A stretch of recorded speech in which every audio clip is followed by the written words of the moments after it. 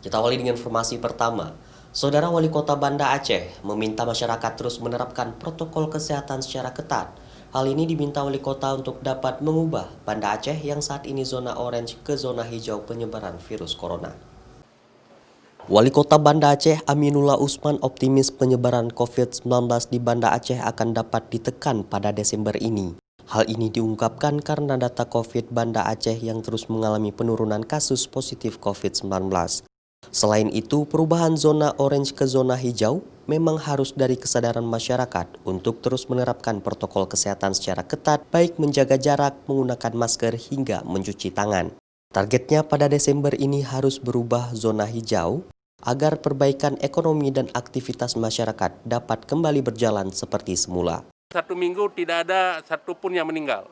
Tidak ada satupun tenaga rawat yang terkena COVID. Dan tingkat pertumbuhannya sangat kecil. Insya Allah saya yakin minggu ini akan kuning kita. Amin. Ya, dari oranye. Ya, maka kita harus patuh terhadap perwal yang kita keluarkan, menjaga pakai masker, menjaga jarak, mencuci tangan, dan menjauhi kerumunan. Dan ini merupakan tekad kita dan harus mendapatkan dukungan dari masyarakat sesama kita semua. Yang kita harapkan dalam bulan Desember kita masuk zona hijau.